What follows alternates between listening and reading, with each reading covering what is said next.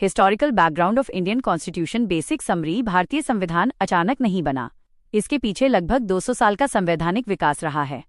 जब British east India company Bharat में व्यापार करने आई, तब उसका उद्देश्य केवल व्यापार था, लेकिन धीरे धीरे कंपनी ने राजनीतिक और प्रशासनिक नियंत्रण भी स्थापित कर लिया। इस कारण ब्रिटेन की संसद को भारत के प्रशासन को नियंत्रित करने के लिए कई कानून बनाने पड़े। शुरुआत में ईस्ट इंडिया कंपनी भारत को अपने तरीके से चला रही थी, लेकिन कंपनी में भ्रष्टाचार और प्रशासनिक समस्याएं बढ़ने लगीं। इसलिए ब्रिटिश संसद ने पहली बार 1773 में एक कानून बनाकर कंपनी के शासन को नियंत्रित करने की कोशिश की। इसी से भारत में संवैधानिक शासन की शुरुआत मानी जाती है। इसके बाद धीरे धीरे ब्रिटिश सरकार ने भारत के प्रशासन में अपना नियंत्रण बढ़ाया।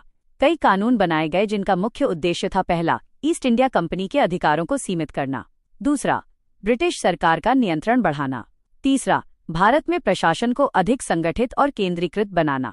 समय के साथ साथ भारत में प्रशासनिक ढांचे में कई बदलाव किए गए, जैसे गवर्नर जनरल का पद, केंद्रीय प्रशासन, विधायी परिषदें और सिविल सेवाएं स्थापित की गईं।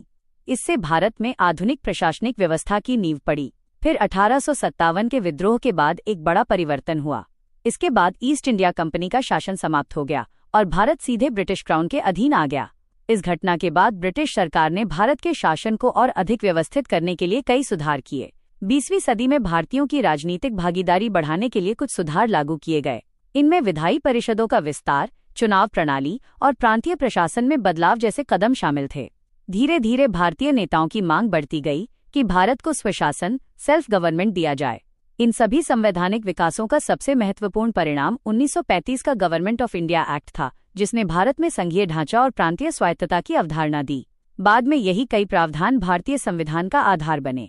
अंततः 1947 में भारत स्वतंत्र हुआ और इसके बाद भारत ने अपना स्वयं का संविधान बनाया, जो 26 जनवरी 1950 से लागू हुआ।